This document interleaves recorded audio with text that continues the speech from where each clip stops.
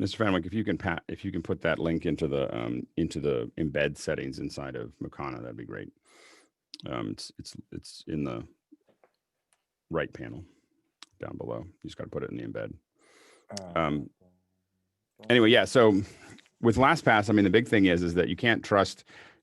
I have a trust that I have a password that I can remember that's really long and complicated, and I type one of them that would be very hard to hash and very hard to figure out, and it's not something someone would necessarily guess from me. It's kind of a random connection. Every other password is a 30, like somewhere between a 20 and 30 character hash. Like it's just random hash. The reason I can't remember anything and I need LastPass to work everywhere is because I don't even know what it is. Like it's just hash. And so I just fill all these. So that means that if someone, breaks into somebody's web page or what, into their database or whatever, every single website is completely different and it is absolutely random. Like there's no connection. And because the problem is that it's not, when you lose a password, it's not someone that's able to get into that website. If they get a hold of it, if someone's doing if they're trying to figure out how you build your passwords, they can see something and it saves them a lot of time. If you have any kind of pattern or any kind of plan on how you do your passwords, it allows a hacker to start to figure out your behavior. I mean, because everything about what hackers do is it's almost all behavior. It has nothing to do with, hacking anything. It's And behavior. there have been no stories. I'm sorry, we just started this, and I had asked Alex a question about one.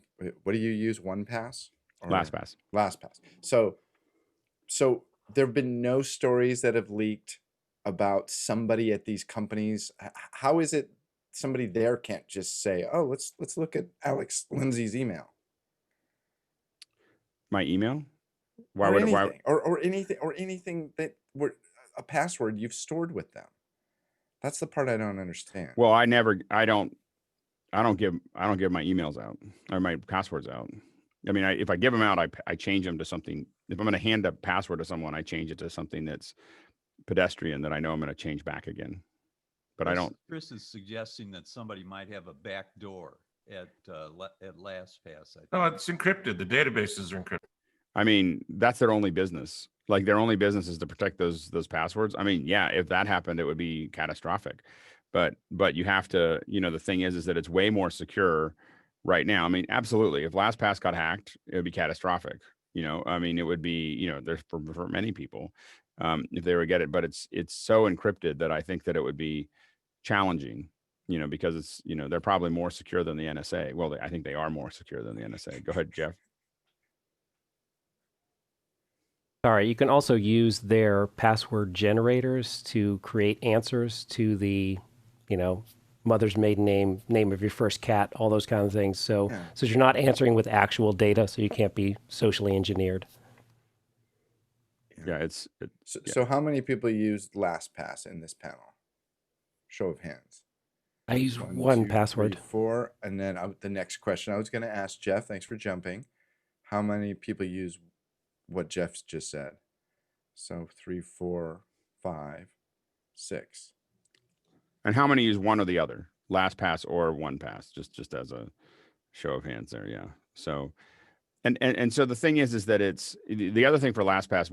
One password is caught up to LastPass in many ways. For a long time, it was behind because one password was really designed for one person to manage their passwords, and LastPass was managed for an enterprise. So there were other advantages. One is that with LastPass inside of what we've done, I can give you access to a web page without giving you the password. So I can say, I'm going to let you get to this YouTube page from LastPass. LastPass will automatically fill the password for you. So if I decide I want to have Chris manage that or whatever, and you're in my company, I could give it to you, because one of the things is we were working with so many high profile YouTube accounts. I don't want to give that password out. Like but I might have to have an engineer be able to get into that YouTube account. So I would give them access to that YouTube account through one password or LastPass, but they never saw the password. There was no way to get to the password. It just automatically filled and it just looked like dots, so that is one of the other advantages of using that. And it's pretty, I mean, I couldn't live without it at this point. I mean, it's definitely one of those things that, and I have, and there's there is all kinds of problems. I mean, if there was one point many years ago that I realized that we had logins inside. We had logins inside of LastPass for hundreds of YouTube accounts. So it was like, and we cleaned them all out. It was just that we were moving so fast. We hadn't looked down. No, nothing happened because it was inside of LastPass. We weren't writing them down or we weren't putting them out. But we were like, yeah, let's not do that again. Go ahead, George. Like I said, I'm on 1Password, so even for a small shop like me, with the amount of just 8 AWS machines alone, you need somewhere to put those credentials, and everything goes into one place. Even for my family, my wife and my son is attached to my account, and I could share passwords with them for things around the house, and even things outside of that. So But I'm not sure how I could. But in 1Password, they're not seeing the password, right? It just automatically fills in. That's correct. And even for going to like B&H, it's just signing into your account once, and it's not even showing the password. It's just log in and you go. So Okay. Because the other thing is that it when you really want to get into this, it defeats keyloggers. So because you're just dropping it down and it's just dropping it in. So there's a whole bunch of reasons. I'm not comfortable whenever I can avoid it typing.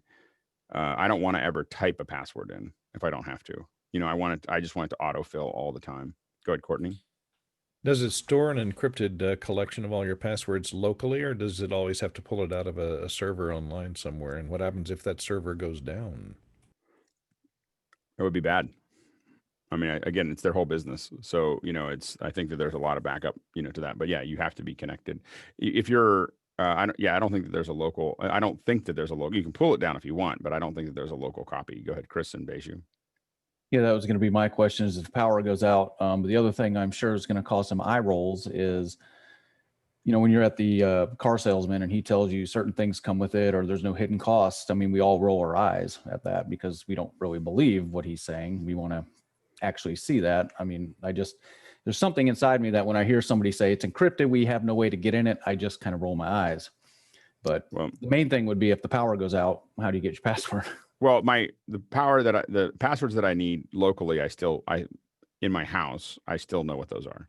And those are, Chris Fenwick knows what I mean.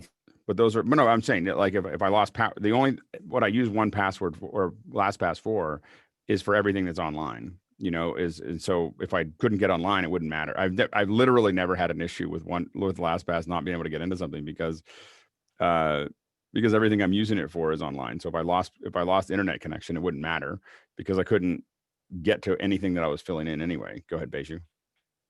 Yeah, there is an option in LastPass, I think in the advanced settings, that allow offline access. So Okay. it stores the database offline.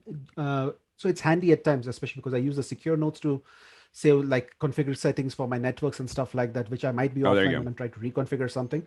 So Yep. it does work. And if you are on an iPhone or an Android, which has fingerprint or Face ID, you can basically use that to log into that. So you don't even have to remember the master password for that as well, which can be risky. I've had a lot of issues with the iPhone version where it doesn't really autofill correctly. And so I've just stopped that hasn't been as useful for me. Go ahead, Jeff. Yeah, 1Password can do a local only storage, and that encrypted locker can be put into your Dropbox if you need it to go from device to device. They are trying to move people to a cloud option to do the enterprise and sharing kind of thing that you're talking about. Yeah, Sky. So you said Chrome it's happier inside Chrome versus Safari? Yeah, the implementation of LastPass inside, I'm sure it's something that Apple's done that is some security thing or whatever, but it doesn't just, in Chrome, it just sits at this little thing, you just hit it, because I have it set up, the way I have LastPass set up is whenever I log in to a new device, it logs me out of the last device. So I'm never logged in to LastPass in two different places. And so it's always the device that it's local to me. So the issue is that for some reason the Safari implementation is really funky.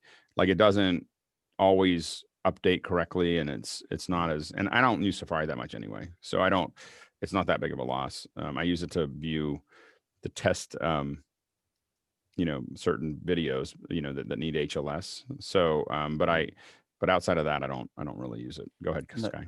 And the follow-up would be, obviously, this is available on mobile as well as computers. And Yep. since it's And- on Chrome, it's hardware ambiguous or neutral. Yeah, yeah, It'll work it's on on Windows, Yeah, Mac. it'll absolutely work everywhere. Copy. And I know that we've just spent a lot of time talking about it, but it's really important when you're thinking about doing events to think about some kind of password management. It really the two things that I've learned working with or hanging out with folks that are on red teams is that red teams they're basically they're paid to break into. So if I have some friends that are paid basically to break into corporations all the time, like that's all they do. They get literally all day, every day, they're hacking the corporation from the outside. They have to get all these certificates, otherwise it's cyber terrorism or whatever. But then they go through and they say, well, this is how I got through. And this is how I got through, and this is how I got through, and this is how I got through. And there's whole teams and companies that that's all they do all day is just hack everybody else to try to find the holes before actual bad actors do. And so, one of the things that you learn pretty quickly is that you really shouldn't you shouldn't create any kind of system to do your passwords. You should just make them hashes. For the ones that you have to remember, they should be long phrases, not the capital and all that other stuff makes it too hard for you to remember. And so a lot of times it's easier to have, a long phrase that no one other than you would know. So it's usually something from your childhood or something random that you can remember, but it wouldn't be the kind of things that you read in a book or anything else. It's like there's no way to refer it back to it. You literally don't want to have it be something that if someone walked into their house and they saw your books, or let's say took a picture while you were in the bathroom, that they could go literally, they can use a computer program to like hash that, and literally use all the words, like it's an incredible amount of data that if someone wants to get in. Now, the reason that most of us don't get hacked is not because our security is good. It's because we're not that interesting, and so, I mean, that's the bottom line is that no one really cares. But when you have to deal with, I work on some events that are, state actor, issues. And so we, you have to kind of constantly be thinking about where you're going and what you're doing. Go ahead, Courtney. How does it deal with password requirements that change from site to site? Some allow non-alphabetic characters, some don't. Some When you do the autofill, you can.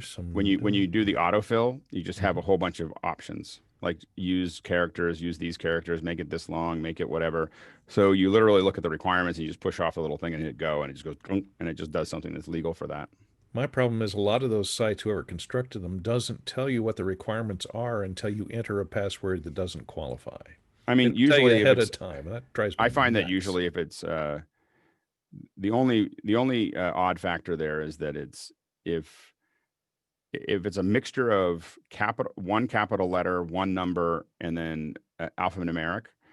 After that, it'll work in almost everything except for some sites will ask for a special character like an exclamation point, and it has to be over 8 characters. And so that tends to be like, if you just do that, the worst thing you have to do is just take off the exclamation points or whatever, and then it'll go through. It's one of those two things. It's over 8 characters, contains a capital, contains a number, and it has and it might or might not be able to. The only variable is, does it want a special character or not?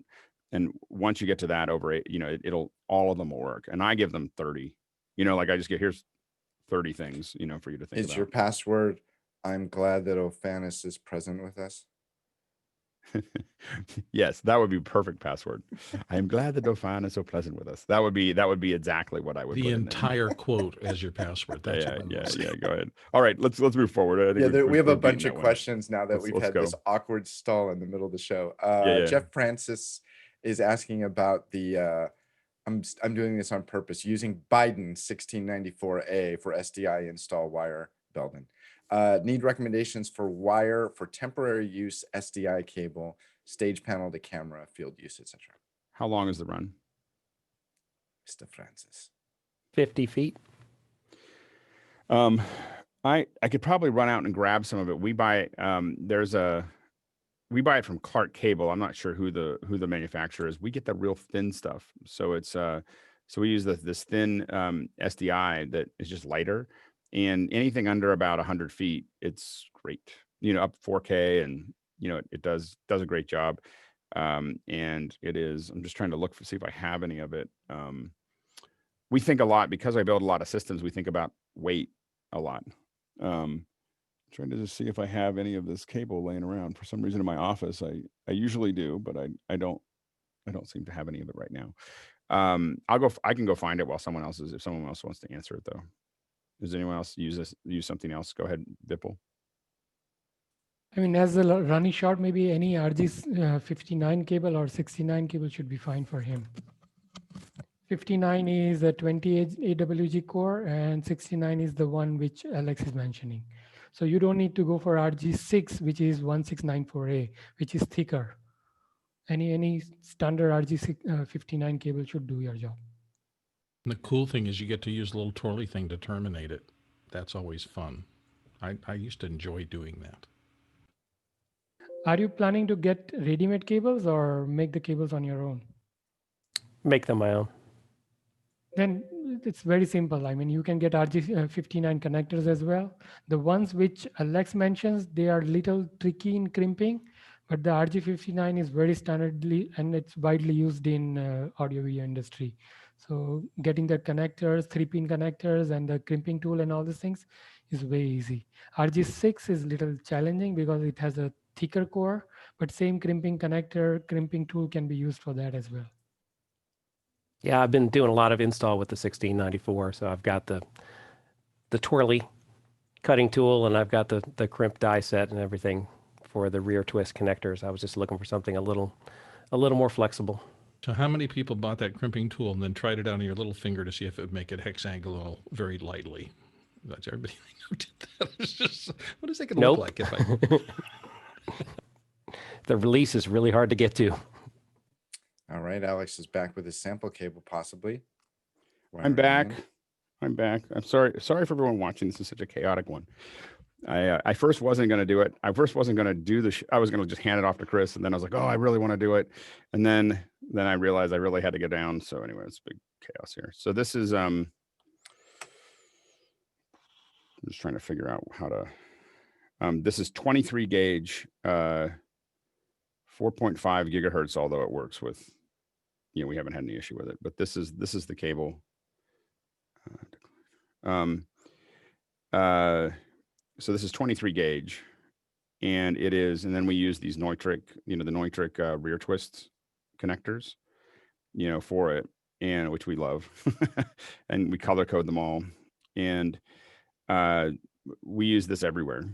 It's light, it's easy, it's relatively supple, as we would say. It's not some real hard thing to kind of move around. And again, I wouldn't probably make it any longer than 100 feet. I think that it's too thin for anything longer than that. And if I was doing 12G, I probably would say 50. But these have been really successful, for us for thousands of feet of cables. And we just buy them by the roll from Clark Cable. We buy them 1,000 feet at a time, and we buy obviously different colors. Gray, purple, red, blue are the ones that are the most popular for us. Gray is usually some kind of basic routing, but we actually, when we're working with a switcher, the blue are coming. It depends on how we think about it, but the blue and red are in and out. So like blood. So they're kind of cool when we put them in. Which way they're going when you watch them. So anyway, Awesome, thank you. Guy says, where in the chain is this WLM? Where in the chain is this applied? Can this be applied for any voice or other audio to a stream, or mostly for Zoom calls and alike, the same level? Thanks. Go ahead, Victor. You can apply it to anything. It's traditionally been used for music, but you can apply it anywhere for anything as long as you are in a DAW or using something like Audio Hijack Pro, where you can insert it. Anything you can grab onto, in your computer and push into audio hijack, you could be measuring. Go ahead, Jeff. Important to understand a WLM is just a meter, and so it's not processing audio. So you're not really applying it. It's not changing the audio at all. It's just metering. Yeah. Although one of the plugins in the WLM bundle does have a limiter that you can engage. Just FYI. Go ahead, Jeffrey. Yeah, but it depends on in the chain how your WLM meteor is going to respond. So if you have it at the end of the chain, with if you have any compression or limiting or gating or anything like that, you'll see it, as opposed to the beginning where you will see the raw audio coming in. Okay. Paul Shadwell says, I have Final Cut Pro 10 and Motion and DaVinci Resolve, and I can color grade in Final Cut 10 and Resolve. I can create titles in FX, in Motion and Resolve and After Effects. I can round robin between the apps all day long. I added the all day long. Is that normal or am I crazy? I would say it's completely normal and you sound like an editor. Yeah, exactly. Right, Sky? You use the tool you need to do the thing you got to do. And the fact that you can get between them says that you have a certain amount of file management acumen to keep track of what you exported to push to there. And I did a tutorial at NAB explaining my workflow for using After Effects and Final Cut Pro a couple years ago, that I do each and every day. Literally every edit I ever do, I have a Final Cut Pro library and an After Effects project that are like sister files. And when I start working, I open up both and I'm bouncing stuff back and forth between them. Good, Sky. Well, there used to be separate rooms, physical rooms in a post-production house. And the last place I worked, the only place that was making any money was the color suite at the very end. But we used to have to go to a particular room that had that particular piece of equipment that did that specific thing. I mean, the Chiron used to have an entire room just to do the text. So that you can do all of these things is just, we've homogenized the whole process into theoretically just one piece of software, but not all of them do everything well. Some do certain things really good. Some other pieces of software do other things really well. So you're completely normal. I mean, I think that I find my workflow is the easiest with Motion and in Final Cut. So I tend to lean towards those because they're faster. They're less expensive as I buy them for a bunch of people. They are the 3D engine now with USDZ I'm playing with a lot. I posted a little thing in the education section that I'm pretty excited about. And so that tends to be my standard, but I'm spending more and more time in Resolve because I'm doing more stuff that's in HDR and so I'm the tools that are Final Cut doesn't support Atmos and Vision. So the Dolby Atmos and Vision, and so I can't. So that's pushing me more and more into Resolve to solve those issues, and so that's becoming a bigger pipeline for me. So I'm learning it just because Final Cut doesn't have some key assets that I need, which is kind of funny because Apple spends a lot of time talking about Atmos and Vision and then doesn't support it in their own software. Not that I'm bitter. So when I do, I used to use Premiere a lot more when I was using After Effects more. So I would, the integration was pretty tight. But I still use After Effects for some visual effects stuff, but I don't use it enough to make it worth having that. Go ahead, John, and then Sky. Does anybody use the Afterburner card in the new Mac Pro? I'm just wondering how effective that thing is. I don't know. We've used it in the past. We've used accelerator cards for things like red footage and so on and so forth, and it was extremely effective. But I haven't used that one specifically. Go ahead, Sky. Well, and what gave me justification for understanding the different tools, I was out in Arlington, in Georgia's part of the world, and a $300,000, $250,000 or $500,000 edit system called The Flame. And I'm in there with the operator and he's using After Effects because he could do compositing amazing well, but the text on that $1 million system, $500,000 system kind of was horrible. This was 2008. So when he was using the almost free software to do his texting on top of a $1 million system, I thought, okay, yeah, use the tool that works. Yep, absolutely, Victor. Does anyone have any experience with the Blackmagic accelerator to be used with like a MacBook Pro or anything? Does anyone use that piece of gear? Not yet. Are you talking about just their external hardware that just lets you put GPUs in? It comes with a GPU. Unfortunately, it does not let you trade them. But it's their tower that looks like a gray tower. Yeah. We But have good. one.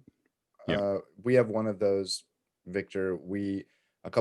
Last year I built a Mac Mini suite with the little Blackmagic accelerator. It's just an eGPU in a box. My experience with it is it makes a Mac Mini feel very spry in a typical HD or even 4K edit. I have heard that because of design constraints put on Blackmagic by Apple, that Apple wanted it to be very quiet, so they had to limit what it could do by how much noise Apple would accept before Apple would sell it for them. Go ahead, Bill. Okay. That's interesting. You know, the afterburner card is basically a programmable field gate array. And so the programmable part was always interesting for me when I first heard about it, because it said that as things developed, people could, companies, people who had access to it, could recode for different things. I mean, right now it's a one-trick pony, but that trick might be able to change. I truly think that COVID and this whole change has slowed down a lot of what I would call those little vertical niche development things. So I'm still hopeful that eventually that kind of technology opens up and it can do more than just the one thing that it does now. All right, let's move forward. James Babbitt from San Diego says, "What?" I think this is directed toward Mr. Lindsay. What does the 090 in 090 Media refer to? The founder of 090 is a person named Mark East. So 090 is East. You know, cute. so yeah. So that's what 090 stands for. Funny. Jeffrey Reyes from the Bronx says, "Alex, you see high potential in AR for education, design, and other things. Do you share similar positive feelings for VR?" I think that I think VR is going to be exciting too. I don't think it's going to blow up as big as AR for at least a little while. I think that has to do with the fact that the technology the immersive nature of it means that it really has to do a lot of things. I think that where the experiments that we've done in VR, and we've done a lot of them. I mean, we were doing the first multicam work with Nokia with their Ozos, and we helped launch the Facebook's 360 streaming. So I mean, we definitely have been doing this for a long time, and I don't find watching so far the capture and the viewing hasn't been exceptional, in a lot of these experiences. And so I think that, and the problem is it just leaves you with not wanting to leave it on all the time, but there are individual experiences that are very exciting. And so I think that there are places where you can throw it on.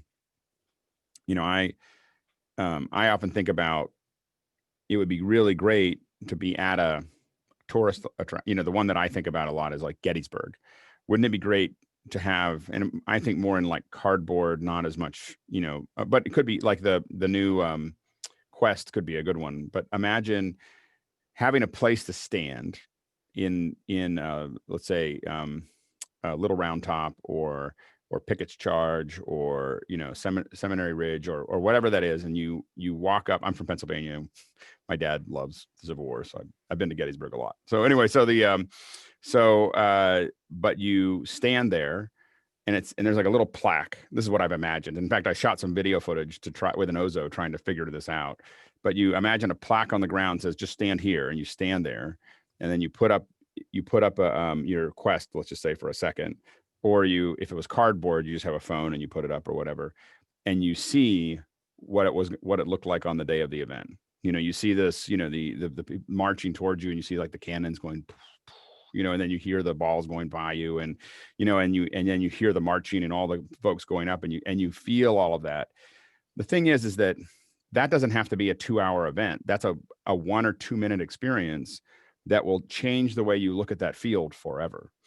And so I think that there are opportunities all over the world and in many places to get this idea that I'm going to be at a certain place, and I wouldn't need to go to Gettysburg either. I could just experience the 20 locations that we created, and you just feel that experience. And I think Google did a little bit of this with expeditions where they went and shot locations, but you just need more of it, and it needs to be a little bit more focused. so that you can experience these things. But when you, I think there's a huge opportunity to experience historical things, places that you can't go, space, underwater, all these other things that are there, that could be immersive, that could teach you a lot of things, but viscerally teach you what those things are.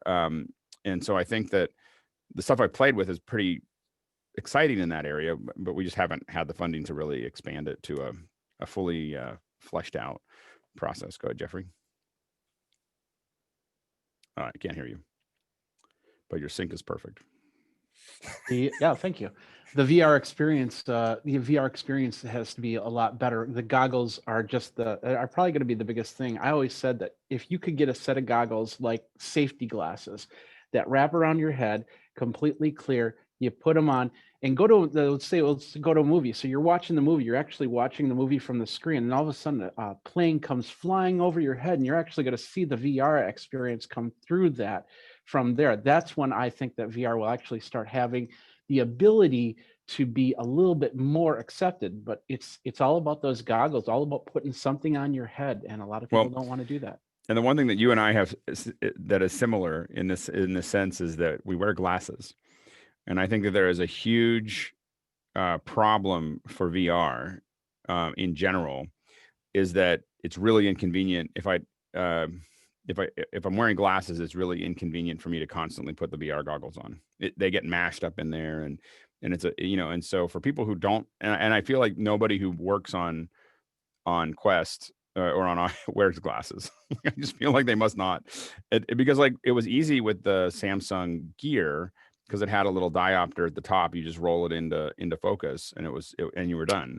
And the fact that they won't add that to Oculus or HTC has pretty much killed it. Like I just decided I don't want to do it anymore. Like it was like, I'm just done. My glasses got really loose and everything got, kind of beat up, and I was tired of feeling like one eye pushed up against my glasses. And so I think that, and there's a huge number of people who would be your likely audience that wears glasses, and so it becomes this, I think that it's a big problem with uptake, is that I won't use them. I don't even try anymore, with the goggles. Go ahead, Chris. Yeah, a company I used to work at would set up, I can't remember which system it was in now. What's the, anyways, a VR experience, and to drive the ROVs underneath the rigs to test for that. Is it Microsoft, the HoloLens? No, it's, dang it now, I can't remember. What's the environment things? It's a Real Engine, or what's the other one? Oculus Rift or Unity, whatever. You guys know what I'm talking about. But I could never participate in that because of this. And whenever we had customers come in to do the same thing, anybody wearing glasses was just, they had to be left out. Yeah, and I think that's. I mean, I don't think that Oculus or Facebook or whatever or HTC is really taking that into account. I just don't think that they take into account that there's and for whatever reason, there's a huge number of us that are part of the tech community that wear glasses. I have a hard time with contacts where my vision, I'm farsighted with, I can't make it work as well. And so I think they just cut out the huge market that would normally jump into it. Because I think there's an abnormal number of people in the tech field that wear glasses. So anyway, Sky and then Courtney. I've been to Gettysburg, and we did the DV or the CD experience so that we could feel immersive with the audio, at least in the car, in the locations. As I'm hearing you talk about the immersive experience, I'm wondering about A, what Dolby is trying to do with 3D in television, and B, when I was working in the theme park industry, they would do the projection of the video in relationship to the location. And it was used for signage, for nothing else, to create, if I'm walking down this path, what am I seeing? So I'm just curious, the immersive experience. But that's, again, and this is why I think that what you're talking about there is why I think that AR is going to be bigger than VR, at least in the short term. And the reason for that is that, imagine the amusement park concept that you're talking about. I can turn that amusement park into, unfortunately, a lot of people want to turn it into signs, and advertisements. But imagine being able to create an entirely different experience in the park, where it could be simple things. Like someone asked me, I was talking to someone who's working in AR, and they said, what are the big features that you want, at at a location. This was specifically, we were talking about an arena, basketball arena. And they said, what would you want? And I said, I just want directions to the bathroom. Like literally, if you just told me where the nearest bathroom is, I can pick up my phone and there's a big arrow that's floating in space in front of me that just says, go here. Or I want a hot dog or I want a beer, and it will automatically tell me the shortest line, the shortest amount of time it will take. And here's the arrows to get there. I said, if you start with that, I'll be happy. If I'm at a conference, I just want to know where room 225 is so that I can go to my thing and have arrows in 3D, like pop it up and just have these arrows that just, not like I have to find some stupid sign and I have to look at something or I have to ask someone. And this is all coming, it'll all be slow coming because no one's going to these anymore. But when you think about that experience of being able to do that, or have games that you can play, you could turn a golf course, for instance, into an entirely different course. Well, to your point, though, play entirely different games. We've kind of flipped. We're going back to the holodeck, so we each are going to have our own immersive experience at our home. Eventually, yeah, eventually. I mean, eventually we're going to have 8K, 1,000 or 10,000 nit, 120 frames a second on 3 to 4 walls and the ceiling. And then I can't believe someone hasn't rebuilt the Velt again. Anyway, Courtney. You're going to find yourself peeing in a virtual urinal if you're not careful. You're going to find out, it's the opposing team's front line. Yeah. No, what I was going to say is the AR and VR are both kind of solitary experiences, and using it for education, unless the students are exploring on their own, where of course I would see it's very helpful. But in a teacher-driven or a group-driven experience, I think you'd have too much tendency to wander. It'd be tough to keep people on topic if they have if everybody's saying something different, it's hard to guide them in a singular way. The thing that we have done in VR is the ability to, if we're live streaming it, is the teachers talking to them. And they're all theoretically looking at the teacher, but they could be looking at other things, but they could be doing that if they were in physical world too, and so they, and again, I think that if you're looking at a historical thing, let's say we're going to take you to the Colosseum, or we're going to take you to, whatever those things historically, there's one scene that you're looking at and the students are going to experience it. And then they can take off their headset and talk about it with the teacher, but they can't see that in school. Will it dress the other tourists in the appropriate costumes? Well, no, but the thing is this is the advantage is that we don't have to go, there's just so many things we can't go in time. No, I'm not talking, the tourists. Well, the thing is, it would just wipe them out. Obviously it would just. Well, my company did a lot of work with a company that was doing volumetric recording, 3D recording of live people for presentations. And they were trying to use it in a dramatic sense. And so they played back some of their demos for me. But the problem is, when you put the viewer in control in a dramatic situation, they don't know where to look. Well, I think that we built up a concept. Audio cues, to say, something's happening over here. I better turn around and look over here. Well, one of the concepts that we built up for someone that didn't end up getting made was not to think about not think about how to drive the consumer to look at certain things the way you wanted them to. That's very kind of a traditional Hollywood director kind of approach, but have a bunch of intermingled storylines that all interact with each other. So an example that we had was, at some point you're watching something and you're kind of watching all these crowds. And at some point, a man comes out of a bar and shoots somebody, boom, it gets you excited. Now you can watch it over and over again. And what you realize is as you watch it, there's an interaction that happened over here. There's an interaction that happened over here. There's all these intermingling things that are all happening.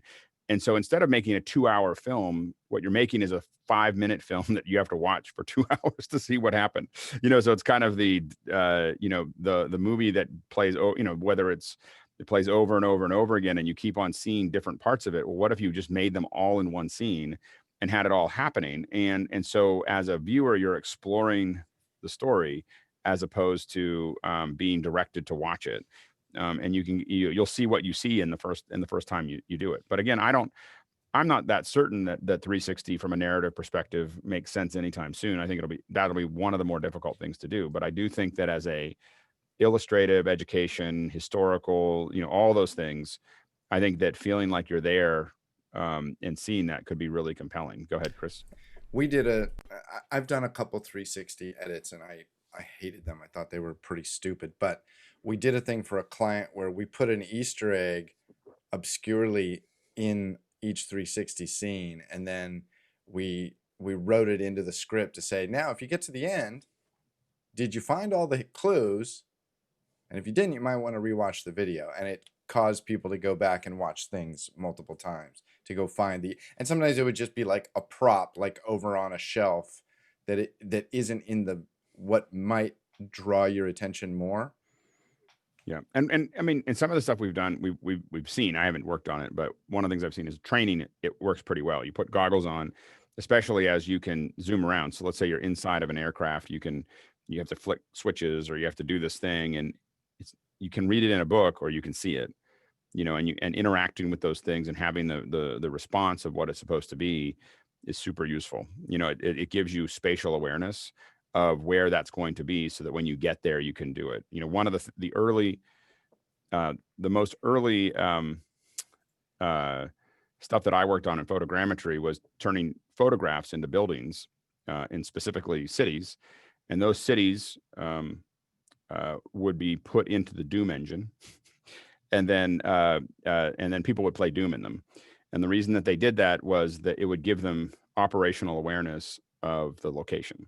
So they know where that street goes naturally. They know where, where they'd be in danger because there's overhangs and things like that and everything else. And so you play those cities over and over and over again in an engine to allow you to have that situational awareness, and so those are the kind of things that I think that we'll see more of. And, that's been, there was a company called FATS. I don't know if they're still around, but they did a lot of that for police officer training, where you put them you can put police officers in situations where they get put under stress. And learn how to properly manage that virtually. The work I did with them was long before there was VR. So it was big screens in front of you, and they put that stuff together. But I'm sure that technology has moved a long way in 25 years. 25 years ago is when I was working on that. So it's people have been thinking about it for a long time. Now, next question.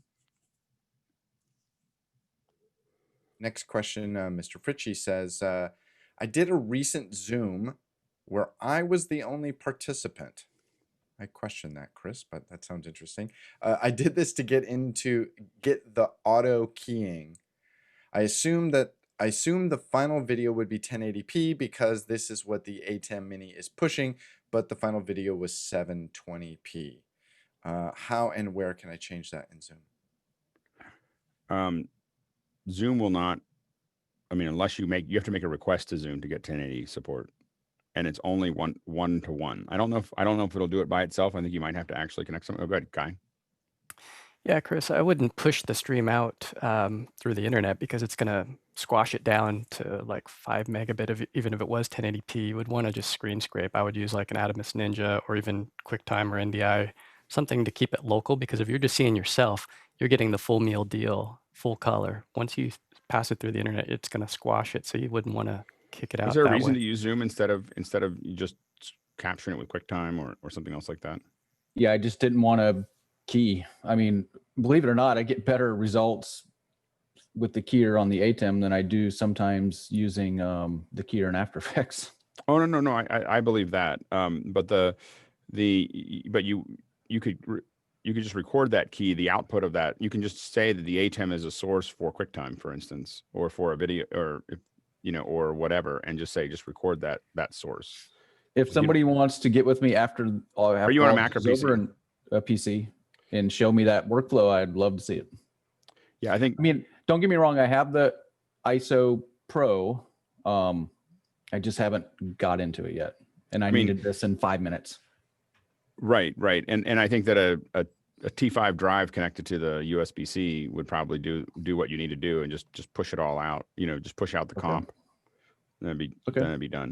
Yeah, I would that after the show. Yeah, because I would just hit record on a T5, and it would record all the ISOs and the program, I believe. All comped. Next question. Moving forward, Mr. Kennedy said, did anyone have any issues with their Stream Deck after the last Zoom update? Are you saying the one this morning or last week, George? Last week. I guess no one's had a. My Stream Deck does very little, so I don't know what I'm doing. Go ahead, Lawrence. And it still does what it was doing. Yeah, I encountered problems with Stream Deck and Zoom as well. It doesn't come to the foreground anymore. So something has changed. I have similar experience. Something's tricky.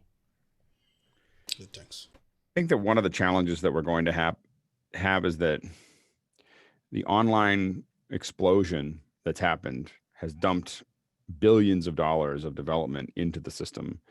And so one of the challenges and I think that one of the reasons that this group that we've put together is so important is that the problems will continue to happen almost every week, because all these services are all integrated with each other and they're all updating at record pace, to try to take advantage of the market opportunities. The stuff that he disappeared. I was supposed to say Jeffrey, but Jeffrey just either moved or disappeared. He had to step away. Oh, okay. So I was just about to point out to Jeffrey the issue that Jeffrey was having with Wirecast or with Restream and everything else streaming to YouTube is a good example of just all these gears all moving with all these different companies trying to. Again, there's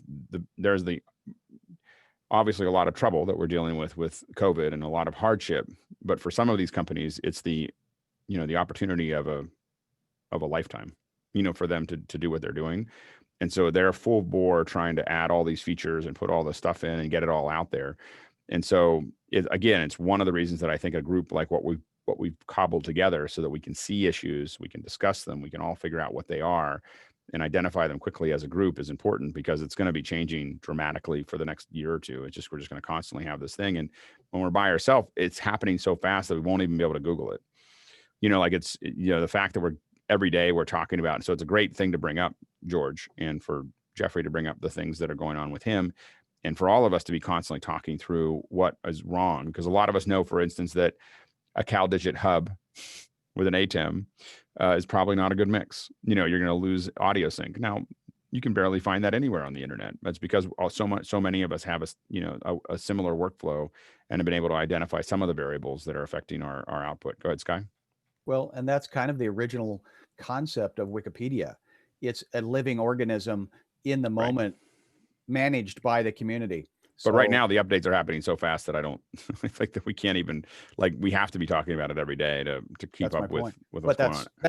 That traditionally was life always. We just didn't have a resource by which to transmit it, and now we kind of do. I mean, news and people were dying long before the newspapers let us know that they were dying. Right. So. Yeah, George.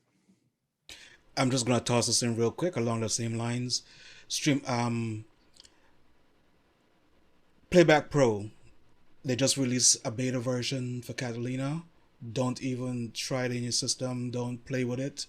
It's just, as Alex would say, it's a dumpster fire. I really feel bad for them. Yeah, they ruled the world for they ruled the presentation world for so long. It was you didn't say that you were a playback operator, you were a playback pro operator. It was just that's what everybody used, in corporate for so long. And at this point, I don't know what they would do to get me to come back at this point between MIDI and QLab. I don't know how I would go back to that. Go ahead, Chris. Has anybody on this panel actually witnessed with their own eyes a real life fire in a dumpster? I'm just curious. Yes. Yes. I Sky. might have started one. Sky.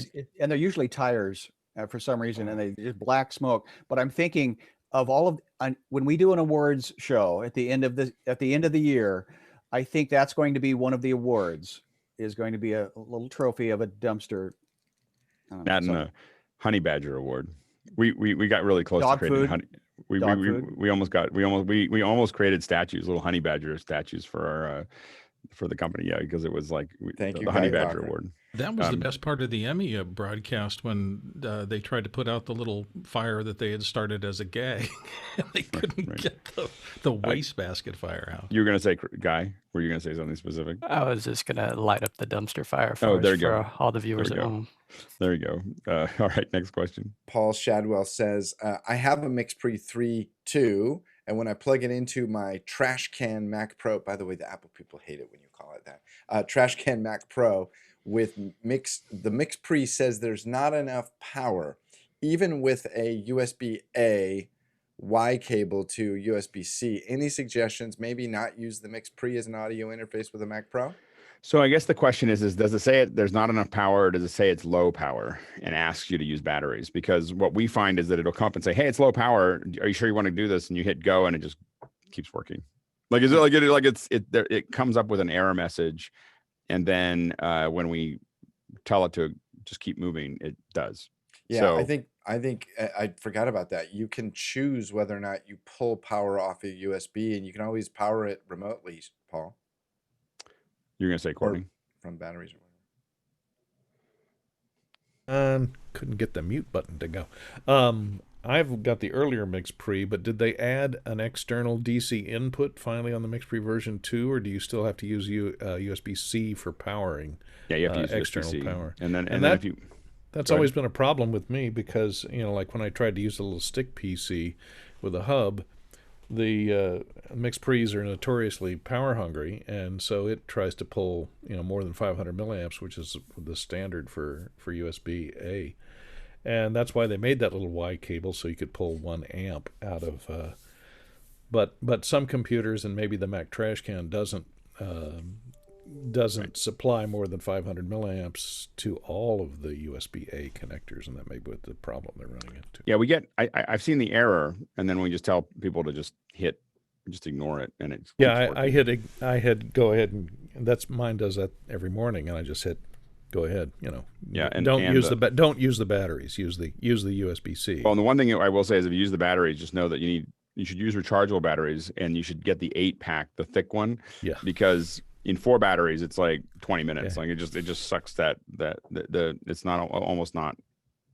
Yeah, that was my problem with it. They should put a separate DC jack in so that you can run it off of a wall board. I'd be happy with some kind of adapter that just let me pop it into. I wish Mickey was here. A power adapter that just popped into the battery pack would be fine. Just snapped onto the back. Something like that has to exist. Yeah, if it doesn't, we should build one because it's just power. It's got like a thing. Go ahead, Chris. This is a no. I'm sorry, Fritchie. Yeah, so I'm using my MixPre, and it has the USB-C that plugs into the MixPre, but I only run mine into a USB 3 on the PC, and it's been running fine. Yeah, it doesn't have to be USB-C to USB-C. No, and again, if you use USB-A though, the older USB-A to USB-C, it will throw up a error message that says I don't have enough power. But if you hit OK, it just keeps moving. Next question. For the panel, what webcam is Alex using today? Not a very good one. This is just the built-in one for my my MacBook Pro. I got here and I have a couple of different cameras. I just didn't want to waste any more time trying to get set up. You missed it. You've been training us to look and see things. I was going to make it a round robin. I should have made you all guess, but yeah. Next question. Mike Henderson from Colorado says, looking for a countdown timer iPad app to help time a debate. Would need to AirPlay to a monitor for the moderator to view. Go ahead, John, and then Bill. Look, I use the built-in stopwatch every day. It's great. Bill. If you want a simple little app, there's a thing called Mini Timer that puts big. We've used that for we used it at NAB for the overall how long is the speaker going to be, running it right out of an iPad into a floor monitor for the speakers to tell them their time remaining. Go ahead, Duck. Yeah, +1 for the Mini Timer. Plus, the Mini Timer lets you, if you have multiple devices, it actually syncs up between, like you can set it on your phone and then play it back on an iPad. So it's pretty handy. I use it all the time. Is it an app or what is it? Yeah, it's an app. Thank you. And Guy, what were you showing again? I'm using a stream timer. It's just in a browser, so you can see the viewer view, and this is free. And then here's the back end where you can tell it what you want to say and pick up the color scheme and all that. And then you can see the studio page or the viewer page. So the studio page is just the one in red, and this is countdown. And then this is, yeah, countdown as well. And you can make it say whatever you want. It's great. Fenwick? At least in the old days, when I used to do debates for television, when we'd watch TV, we had to make sure that the candidates in a debate were equally timed. I would imagine a timer almost like that had two tracks going, where you could start and stop this guy, start and stop this guy, and keep a running tally of how much each candidate had been talking. Might be something that somebody that might be interesting. Like a chessboard timer? Or a stopwatch with a lap counter. That's really what you need. A lap counter for each person. Maybe. I don't know.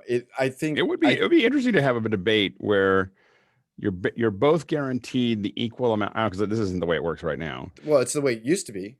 Because what would be When interesting about that was that debates, we had people in the back of the control room saying, "Cut his mic." No. But what I mean by that is that it'd be interesting if you had, like, let's say it's a 1 hour debate and it's guaranteed that both people are going to get 30 minutes. And if you spend too many minutes on your first couple of questions, you don't have any more time left, and the other person just gets to keep answering because that's they the answer way quickly. It should be. Absolutely. Kind of an interesting model. I didn't think of that. That's the way it should be. That's like blowing your jury pool before you hear all of them. Fouls in a basketball game, you can't use them all up too early. That would be really, because then you'd have some questions that you decide that aren't useful for you, and you just go yes, and then the other ones you actually talk through, because that's really I really like that model. Anyway, okay, next question. All right. So anyway, his question mentioned debate, so I thought that'd be worth talking about. I mean, and just the standard for timers is a company called DSAN, DSAN. I mean, if you don't want to use an iPad, I mean, that's what everybody uses in events is DSAN. They're the same ones that make the Perfect Queue, which is what we all use for the pickle that we use to advance slides.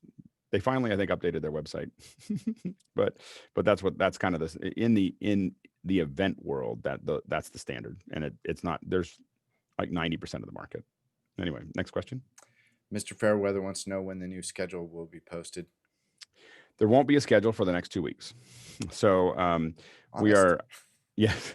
So there, we're going to basically have longer 2-hour sections, so we're going to talk a little bit here. We're still talking about audio, then video, and so we'll be talking about those things in general. The schedules will go out every day, just telling you what we're working on that day. The main reason I'm doing that is I just needed to stop the train for a second, and then we're going to start the train. But I'm working on making sure that it's all, that every day has something that we've had some time to think about. And so I'm working with a couple folks in the group to, figure out each day and plan out 6 to 8 weeks in advance. And it just fundamentally, it wasn't working for me because it was, it's already 3 hours a day of being here, and which is fine. I love it. It's my favorite thing to do. That's not an issue. But scheduling the days started to become, and testing people for, like when you see someone show up, I didn't just ask them to show up, like when Peter Hillman shows up or Brian Vander Ark or someone else, usually they came on.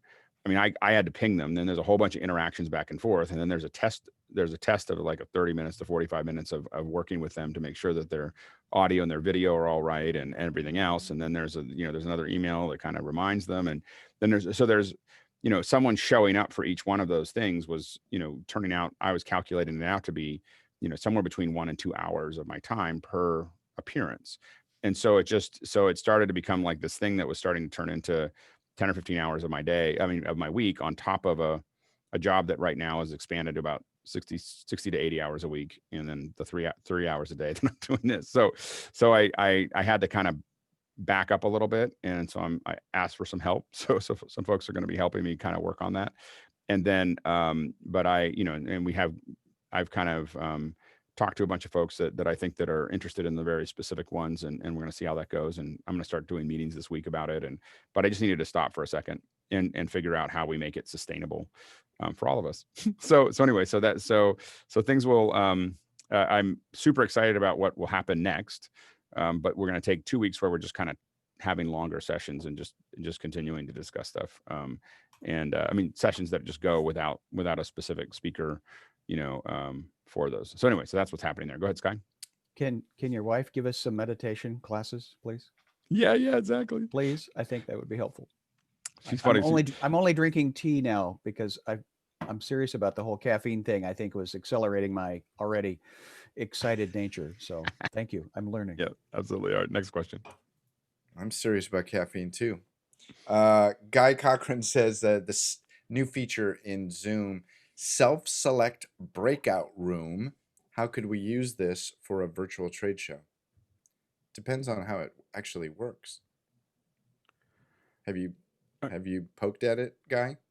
No, I'll just go ahead and read what it says. The host can now create breakout rooms with the option for participants to self-select which breakout room they would like to join.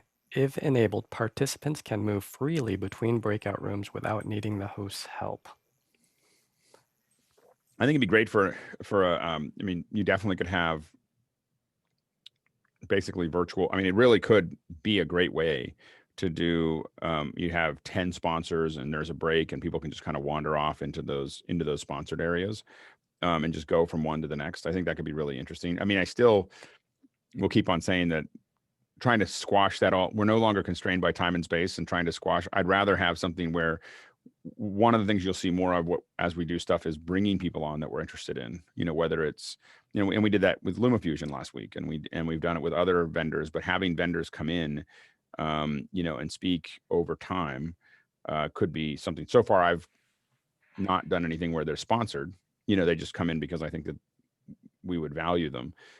But you could do something where those people have the opportunity. I think that for the vendors, if you did that, it would be more successful over time. For the early vendors, you'd have to promise them that they will get to come back again because what happens is it's a snowball. If you were doing something like every day where we're talking about those things or every bit, more and more people would be coming to them so that further down the path, you'd end up with a larger number of viewers. But I think that for vendors, I think they should be looking at what we're doing here and figuring out how they're going to do it for themselves.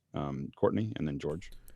One question, Guy. I don't know if the terms of service explain this, but does it allow the host to turn that feature on and off so that you could keep people in the main room until you allow people to wander off, or you're going to have a problem of attrition of people wandering off into breakout rooms willy-nilly, and some guy's going to end up in a breakout room by himself, and other people will be all clommed into another one. Yeah, it sounds like chaos. Well, and one of the things that's interesting about that, though, is that's kind of what happens in conferences where, like we just get bored of the shows and we just go out to the expo hall and wander around. So with enough people, you could theoretically just have these rooms that you can go to, and you can either be going to the plenary or you can go to a session, but you could also just be wandering around talking to the vendors because you're not interested in that anymore, and so that's another option, or just a place where you're all expected to walk in with a beer. It'll be your own beer. Maybe we'll send you that or some tea. Go ahead, Sky, and then Bill. I know that was the concept on the most recent thing that I worked at Microsoft, and they had the breakout rooms, but they also had the sessions simultaneously running, and you would choose to go into any one of them. So I know this concept at the virtual conference is happening in. But I was one cog on the processing of making it, so I wasn't the end user experience. I don't know how it felt, but it also reminded me, as you said that, of I went back to junior high and which table do I get to sit at? Why should I have to choose? I guess that my whole thing is why should I have to choose? Okay, so you have 80 sessions that you're going to do over 3 days, right? So you're going to do 80 sessions over 3 days. Why not do 80 sessions over a month? And everyone just finds and schedules the ones in their calendar that they wanted to go to. And then they all get to ask questions. And again, it comes from the idea that you can just watch it later. But the problem is when you watch it later, it's a passive experience instead of an active experience. And so I just feel like you're giving up this interactivity that you could have with your viewers all the time. Bill? The thing that scares me is like real conferences. They're almost virtualizing it too well because, somebody would say, come and do something in the panel. And I would go, oh no, Jeff Francis is speaking at the same time. Nobody's going to show up for me. They're all going to go to Jeff's thing because Jeff is so much better than I am. As a speaker, I look at the other tracks every single time. Like, I just know that, like when I was speaking at Justine's thing, Justine was speaking at the same time I was speaking on one of my things. I was like, well, there'll be 10 people, and there was 20, but it was like, I just knew that, like, if she's going to be speaking at the same time I'm going to speak, there's not going to be anybody there, and so again, and the problem is that's not great for the viewers because I had some useful things to say, and it's not good for the speakers because you end up in this thing where there's always one speaker. Like at NAB, I knew a lot of times when I was doing my green screen talk was packed. Like, there was nobody, like, it was all the way packed to back. There were people standing in the back and everything else. I don't know who was going to the other ones. Like there was 300 people in there. So the thing is that it is that's not fair to the other speakers. They spend a lot of time working on these things and prepping them and everything else, and they're there to mostly get exposure. They're not there for the money. They're there to be in front of people. Fire marshal who will cap it at a certain. Right. But the thing is that when you do it in series instead of in parallel, it means that every speaker and every vendor who's promoting it builds the community and keeps on growing the number of people that potentially would come to each one of those things. And so when we move it to programming from a program, it is an entirely different experience, and it's much more powerful over time, but it takes commitment, and you have to get all the event companies out of the way because they're all trying to figure out how to stay relevant. George, and then Fenwick. So this announcement is pretty interesting, right? Because Adobe just had Adobe Video World just happened. So most of you that probably went to that, usually they just in the social hour, they push you into different breakout rooms. And as Alex said, if you're at NAB, you kind of go hang out with the cool kids or your people that you know, versus with Adobe Video World, they push you into a room that you really don't know the folks. So I guess with this new feature of Zoom, you could say, maybe I want to go into breakout room A, and you could meet all your friends in breakout room A, versus being pushed into a room with not necessarily strangers. It's, in a good way, it's good to meet new people, but for your time, you want to meet up with your friends. So it's good to have that feature. Right. Go ahead, Chris. I think the real question about this is, will they allow you to record the breakout room? And I think that that's going to determine how people use it. If I can record a breakout room, then I could, and let's say I didn't subscribe to Alex's philosophy of time and space don't matter anymore. I could invite everybody to the main meeting and say, okay, we're going to break into these 4 sub meetings, pick whatever you want. People are going to want to record this stuff.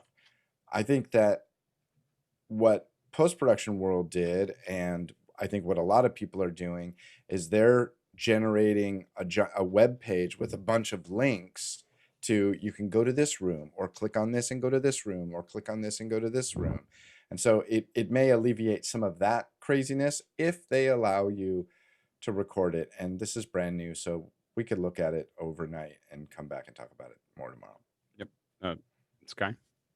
I'm just wondering if somebody built the kit to send to Doug Ferguson, if they have to bring a cat in the box with the light and the mic but anyway, to the asynchronous versus synchronous learning of Jeff Francis's experience and what you're talking about, Alex, these are the new phraseologies and the new terms that we're talking about. People came to your green screen meeting because in that moment it was the attractant, it was the information I needed for my for myself. Somehow I needed that. So I'm curious, what were the attractants in traditional? Was it the swag? Was it the free keyboard or free keychain? Or was it the t-shirt that you got? Was it the coffee mug? And I've seen some of these other attractants of why you would want to come back, and what is the knowledge that person has that I need. I mean, the thing that I still think is hard, and I think that requires some work, is that I go to NAB, for instance, or IBC, because I probably more IBC. I explore at IBC more than NAB because I've been to NAB 25 times, right? So there's very few things that have changed that much for NAB for me. But IBC is, there's all these European companies, these little European companies that don't go to NAB. And they have all these cool little solutions, whether it's little mic things that are weird. Europeans they have all these creative solutions to things that Americans just haven't bothered with or whatever. And they're great. They're really well made. And there's these, this German company that builds these support systems, and there's this Bulgarian company that does comms, and there's these things that we just never see in the US. So I love to explore around and talk to them and have that. And so I don't,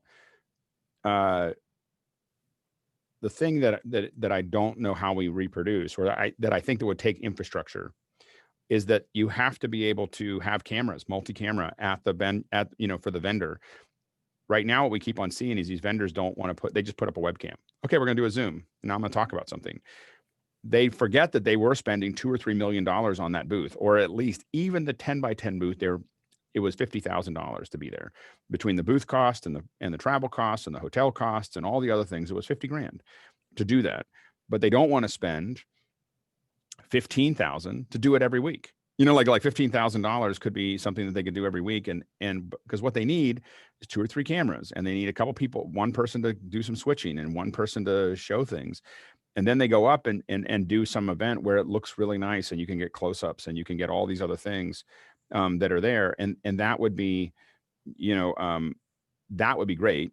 And then I feel like I can ask the questions that I have. And if they did it regularly, let's say every month or every week or every quarter or whatever, people can go up. I think that for all these companies trying to figure out how they're going to get people to use their products, they should be doing something at least once a week. Like they should be doing a 3-hour session once a week, even if there's 6 people there, because you don't know what those 6, like I've walked in, saw something that I liked and spent $200,000 the next week on it. And so you don't, it's not the number of people, it's the quality of, and you don't know who it is. And the bottom line is as a company, if everyone knows, the hard part is you got to be consistent. If everybody knows that you're going to be there every Monday or every Wednesday, and if I was a global company, I would do it once every week. I do it in the evening and in the morning. Like for instance, if this was the only thing I was doing, which would be amazing, but if it was the only thing I was doing, I would do this from 6 to 9 in the morning and 6 to 9 in the evening. My wife would probably not be super excited about that, but I'd pick a window that was on both ends so that the whole world could tune in. Right. And, in one or the other. And so if global companies did that every day, just office hours, just sitting there, just going, we're going to be available to answer questions. And some days there might be 10 people, but if you did that every time, it would get to the point like what we have here, where there's 100 people, there's 200 people every week that are going to come and have questions about the Black Magic hardware or those other things. John and then Sky. I defer my time to the gentleman from Hollywood. He had his hand up prior to mine. Courtney, go ahead. Sorry about that. I was just going to say the Black Magic booth at NAB I always liked that model, where they have a theater area where they're presenting deep dives into certain of their products, and then they have each of their products with a product specialist scattered around the booth so that you can go up and ask questions of the product specialist and get a short person one-on-one demo. So that could work kind of like breakout rooms like he's talking about that. So you could set up a booth but that requires a lot of personnel to man it. And that's the but again, I think that the thing is, I don't know if the one-on-one is as important as, so like when I walked up, a guy I know was doing a bunch of fusion examples that were going to be put into Resolve, Barry Munstertiger. And Barry's up there showing it off, and I'm asking him questions about nodes and about stuff like that. As we started talking, 10 or 15 people like pooled around, because suddenly someone who knows what he's asking for is asking this guy and digging into all these questions and, and talking about how it all works. And they were all learning from that. And so the thing is that I don't know if the one-to-one, I think that one-to-one is useful, but I don't think it's as useful as we think it is, in the sense that it would oftentimes benefit people in the same way we all benefit from each other asking questions. Like because we're all benefiting because everybody's coming from different points of view and asking questions about media production, and we're learning because we're discussing it. And so I think that having these office hours where there is 100 or 200 or 300 people, now you're only answering one question at a time. And if I wasn't able to get to all those questions as a vendor, I would do more of them. You know, like I would just do this more often because, you know, because this is the easiest, wetware is the easiest way to add value to your hardware and software. Sky and John. Define wetware real quick. I've heard it, but I forgot. Training. Braining. Well, that's the wetware. When we say wetware development, we mean training. We're doing wetware development inside the Dura. The group dynamics is exactly what I'm hearing, and every Sunday morning we're finding now if we do a pre-show at 9:45, the old Presbyterians are starting to show up at 9:50, where they would never come into the building until 10:15 traditionally, because they had to drag the kids and put on the clothes and the makeup and all of the hoo-ha. But we are now training because of a trusted, we are creating a trust with them. And so the conversation was, why don't we move it to 9? It's like, because we've got 100, 300 people finally trained to show up at this moment. Well, and the worst part is you just got to decide what's useful to everyone and what's going to be valuable to them. You know, like I'm the worst, because when I grew up, the sermon was at 20 minutes out, right? So I showed up at 15 minutes after the top of the hour, because then I could settle down and didn't have all that singing and all the other things that I didn't care about. I just wanted the protein. You know, like it was just like, you know, and I was just like, you know, I just show up for the thing. But see, we're doing those analytics now because we've got, I'm watching and on the run sheet, or what used to be referred to as the bulletin, I'm keeping those numbers. Well, and we are modifying what happens when, because we get most people at that sermon time. So this group dynamics, this show works. Part of why it works is because we start an hour early, and we just kind of mosey on in and we get warmed up and we test everything, and then we're fully ready for a 7 o'clock show. And I would, if I was doing, you know, I'd try to get clients every single time to do something that's compelling 10 minutes, 20 minutes, 30 minutes before an event. Like that is the way to do it. And not just like a little playing a video. Like I think, you know, you just have more discussion to set people up. Salesforce does that really well. They have someone up talking for 20, 30 minutes before the show. The whole pre-show is a great way to, and it also lets us test our system. So like all our audio is working. If we're gonna have a problem, let's have it then before Mark Benioff walks out. And I don't do those anymore, but I'm just saying in the past, that was always the thing. The chit chat is what often referred to as the fellowship hour, the coffee, the getting to see each other. And that's what we are currently missing in our congregation. So you have inspired me to figure out how to, I'm just going to set one up, because I can't get my authorities to figure it out. Their brains are too busy trying to figure out how to get back into the building that they're still paying for. And I'm just going to be inspired. Thank you. Go ahead, John. I'm really burned out on events in general. And it kind of reminds me of the postmortem on Comdex. Comdex used to be the largest show in Las Vegas. And if you ever done any research on that, Sheldon Adelson sold that at exactly the right time. The computer nerds used to come into Las Vegas to find out the newest stuff. And when the internet came on strong, we didn't need to go to an event anymore to learn about all the newest gear. And Las Vegas hated Comdex guys anyways, because they don't gamble, they don't spend any money in the hotels. Right. And so, you know, this company, Interesys, when I was there 15 years ago, had a full-time streaming guy that you could call in with, and he would show you all the gear. It was awesome. It was unbelievable. Right. So I'm on board for companies themselves engaging with their own community, and building the community is the key, like you always say.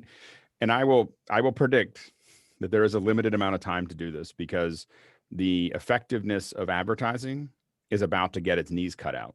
You know, Apple, the thing that Apple's doing right now, no one should there's a whole bunch of things that are closing in. It's like that trash compactor in Star Wars.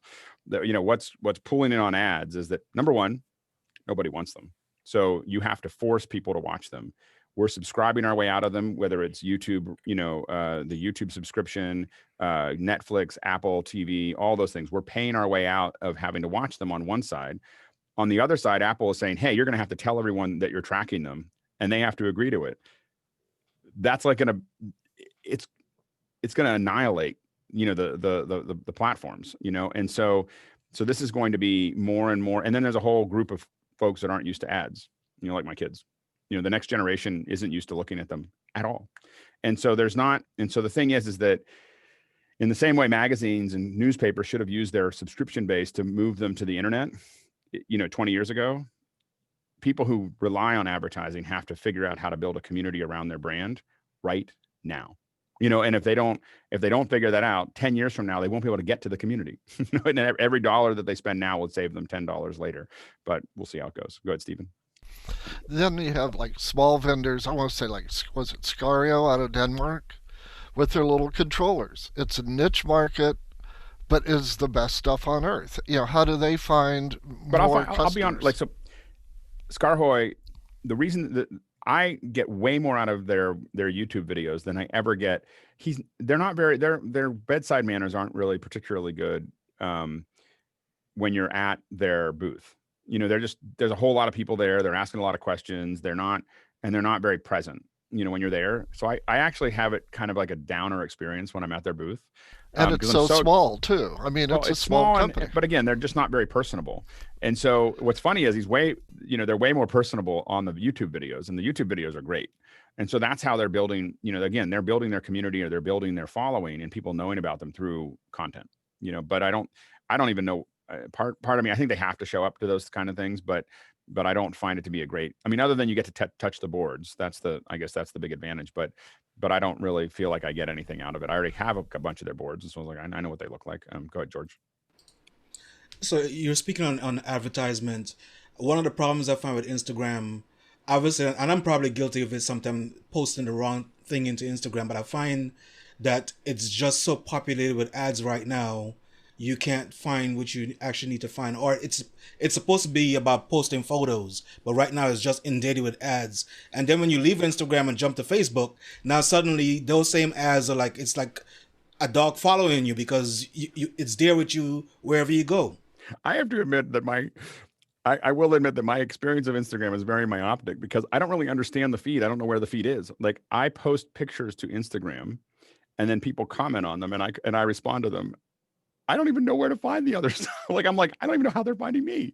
There's so I have this whole I just open up Instagram, and I don't. I guess there's a feed in Instagram that I should be looking for.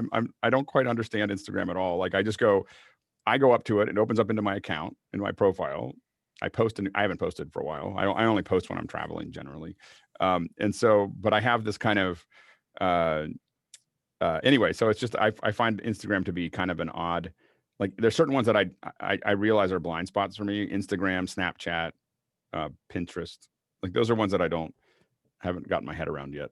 I probably shouldn't say that in public, because someone's going to ask me to consult for it now, and then I won't, and they'll say, well, you just said you didn't know anything about it, but I don't know anything about those. But to get back to your point, obviously, to keep moving, you have to keep on running more and more ads. And the problem is that people are just going to look for more and more opportunities to not. And I think people also on these platforms are getting tired of they're getting tired of the adrenaline response that comes from going on Twitter or Facebook, that they see all this garbage that comes into their feed, and it makes them upset. I think people are starting to get kind of tired of that adrenaline hit. I filter, I've got 100 terms in Twitter that basically all the politics and all the other stuff I've filtered out. If I see a tweet that I don't like, I look at a word, and I find the word, and I filter it out. I look for a word that defines that tweet, and I filter it out. So I know that Twitter is very enjoyable for me, but because it doesn't have any politics. It doesn't have any, it's just completely clean. And so that's just talking about tech and stuff like that. And I think that more and more people are, instead of doing that, they're just turning it off, so it's again, I think that this gets back to the communities. Next question. How many questions do we have? I don't have it in front of me. We have a bunch, actually. I don't think we're going to get through it I all. apologize. And 7, 10, we have 11 questions in 9 minutes. Sorry. That's on fine. this computer, I didn't have Mukana up, and I couldn't log into it really quickly. And so I can answer the next one super fast, and then let's go go from there. Kenny Hampton says, I want to publish a bunch of old 4:3 aspect ratio videos to YouTube. How do you do the blurry, dim sidebar? What I would say, Kenny, is don't bother. YouTube will take a 4:3. You really only need to do the sidebar thing if you're trying to put it into a 16:9 frame. Yep. Next George question. Kennedy says, on the panel, what's your choice? Chrome. Okay. Which Safari? Raise your hand. Chrome. Primary browser. Safari, and Firefox. Some of you That's raised your your hand primary? twice. I don't think you I understand. use it primary? both. Primary. I use it both. I don't think you know what this word means. No, I do the same thing because I have two things that I need to use Chrome with, and I have the rest of it I use Safari because of the updates. So your or something. primary then would be Safari. You understand? Let's look up the word next time. We left out Charles Klein Brave. says, Be nice. All right, next question. hey, Alex, do the Blackmagic Ultra Studio 4K Mini and the Ultra Studio 4K Extreme 3 have the same quality HDMI and SDI outs? I only need one of each. The HDMI is connecting to an LG reference OLED TV, and the SDI to a Panasonic PVM X24. Yeah, I think the difference between, I don't think there's any difference in the quality. I think that the difference is, I believe. Are you talking about the mini is the, I have a couple different ones, and so I'm just trying to make sure I understand what they are. The quality of the SDI and HDMI should be the same out of the two larger boxes. So the Extreme is the 1U, right? That's the 1U output, I believe. And then the mini that I'm thinking about has two, analog audio in and out. And those two that are USB-C connections, the engine inside of them, I think, is identical. I think it's the number of features that you have with them and the number of the amount of I/O. But I don't think that they're doing anything different as far as the quality of SDI. And now the smaller ones, when you go down one step from there to the kind of the more, I think you're now maybe like 10-bit instead of 12-bit or something like that. But I'm not sure. Okay. Next question.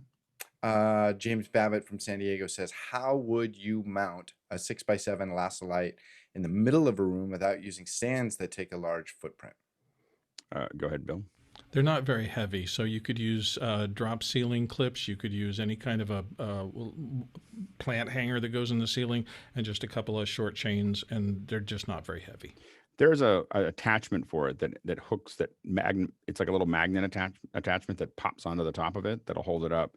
So you can put one stand up the middle and it's like this little wide attachment that'll pop on them. You can hook onto a light stand or something right behind it, so you wouldn't have to take up the footprint on either side. That might be something to look at. Is the magnet on the stand or on the frame? The frame has got a metal edge to it, and the magnet is on the stand. There's a little piece that will snap onto the metal part of the frame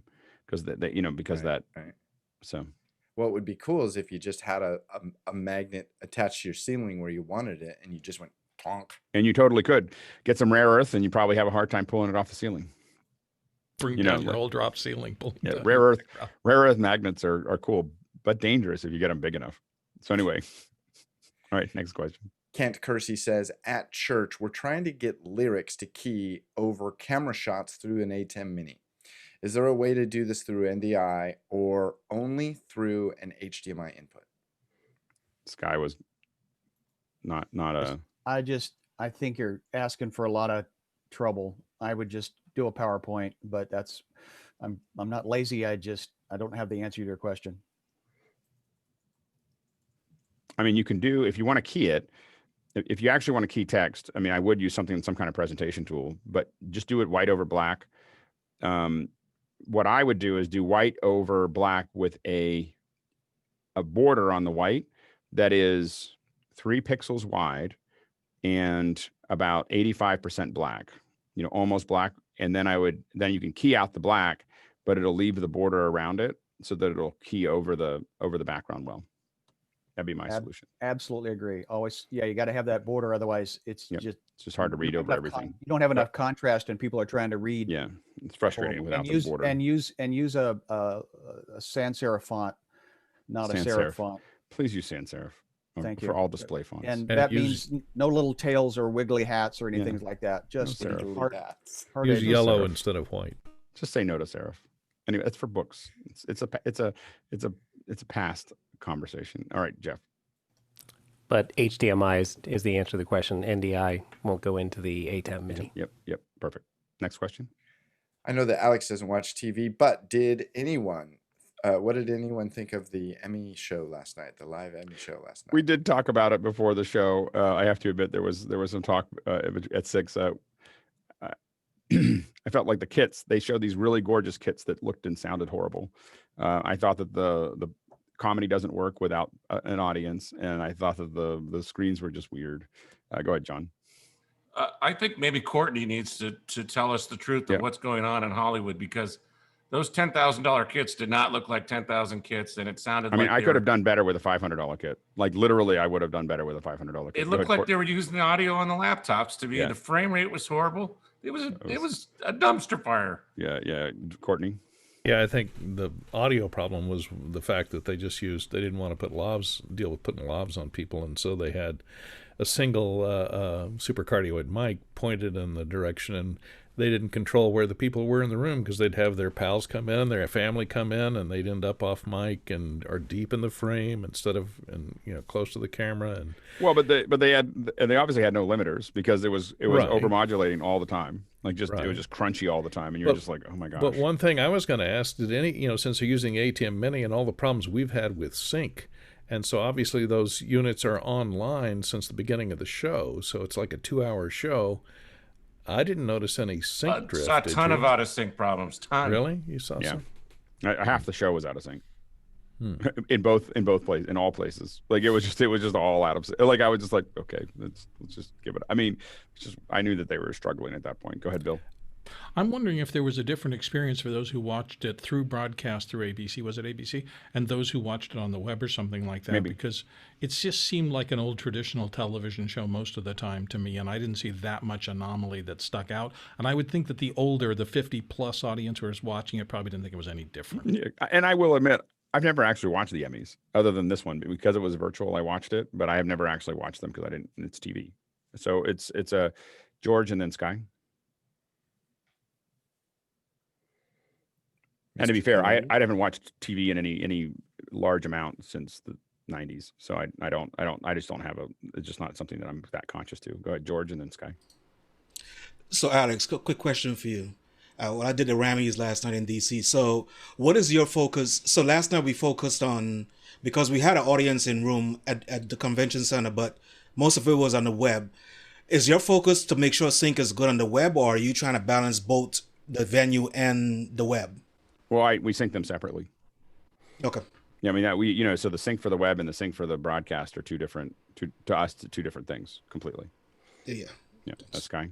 Well, I think that experience of it it justifies that video production is a team sport, and hardware is not the single solution.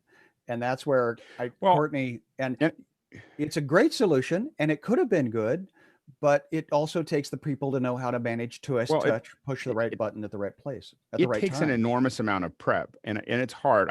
Here's what I will say in their defense is that we do a lot of participant prep, a lot. We've prepped almost 6,000 people at this point, and it takes hours for some people and 15 minutes for others to prep them and have them be ready to go. And that's sending out simple kits and everything else. We did an event. I did an event on Saturday right after our thing, and everybody looked and sound better than what they saw in the Emmys. Every single person looked better than the best people on the thing, and it was a little event for 100 people, and so some of them took 2 or 3 hours, to get done, and some of them took, and the hardest people to work with, we were working with a very high profile individual. One of the people was really high profile. We spent 3 hours working on his setup, and then he couldn't make it and had to come in over his phone. That was the one that was weak because he was running late, and the show was starting, and so, but that is, VIPs are the hardest thing to work with because they don't have, especially the ones that don't have assistants. And right now you're having all this problem because you don't have assistants, coming to their house. And so you have to persuade them to do something that they don't understand. Although that kit looked complicated enough that somebody had to set it up. I will say that the one that really turned the corner for me though was, and I can't think of her name again. We were Zendaya. Sorry. Hers had me think I never want to see the Emmys in a stage again. It was so much fun to watch. The quality wasn't super high, but she was super excited. Her whole family was around her. It was like, the NFL draft or whatever, instead of the And so what I was left with is I want more of that. So as someone who, that's the reason I watch these things, is to think about, for an award show, what do I want to see? I want to see people at their house with their family. I don't want them on the other side of the camera. I want them sitting there with their family, like the NFL draft, waiting to see if they won the Emmy, but just make it look and sound good. And I would do that. And I would probably come back to watching the Oscars and the Emmys and everything else if I got to see that. And I find that way more interesting than all the step up. Sorry? Is it archived so we can? I'm sure it is. I'm sure it's up there somewhere, but look for her. Again, quality's not amazing, but she's very infectious as far as her energy goes. And there it is. And, it's her whole family and she's all excited and, that I would watch all the time, that is and I will predict that it's that clip that will eventually kill the awards in a big stage in a dinner, because that is way more compelling as a viewer, especially now that we're all watching Zoom all the time. I'd rather watch that than watch a stage. Go ahead, Courtney, and then Chris. Yeah, I agree with you, Alex. And I think maybe one of the things they should have done in building those kits is have a little stool that's attached to the stand that's right. And you say, okay, the recipient has to sit on this stool. You can have anybody you want in the background, all the rest of the cast members, your family, your dog, whatever. Yeah, she handled it perfectly. I agree. Yeah, and the light was just right for her, and people were in the back, and it was just it just worked. But that's what you're always looking for. A lot of things that we do, even the stuff that I've worked on, were largely dumpster fires because of a variety of, especially in the early days. But we would see some hint of, oh, that worked. And for me, what I gleaned out of, and so for me, events, me slowly piecing together, when I work on an event, it's taking over 1,000 events that we've done interactively, 2,000 events total, and picking out the things that we know work and trying to clump them all into, in succession. But that, I want to see more of that, and figure out how to do that. And go ahead, Chris.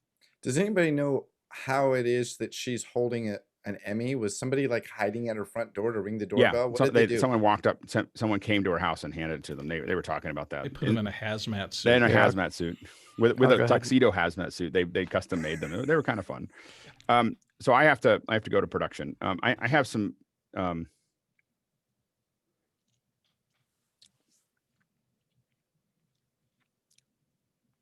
sorry.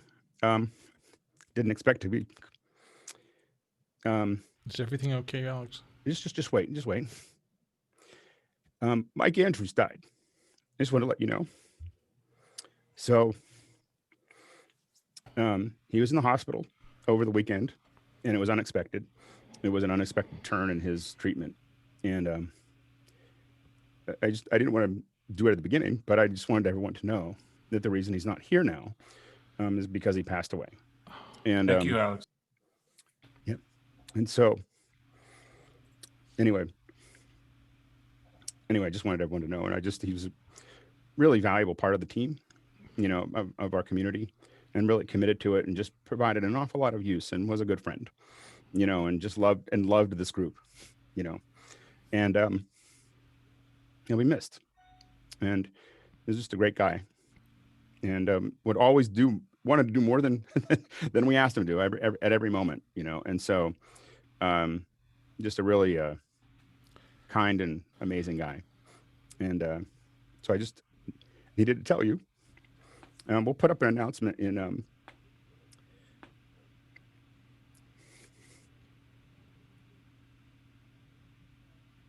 we'll put an announcement in Discord, let people know. Anyway, but I just wanted to let everybody know here, and I didn't expect to get so emotional. so anyway, but just needed to let you guys know. Anyway, that's all I have for today. I'll let you go. Have a good day, and I'll see you tomorrow. All right. See you guys.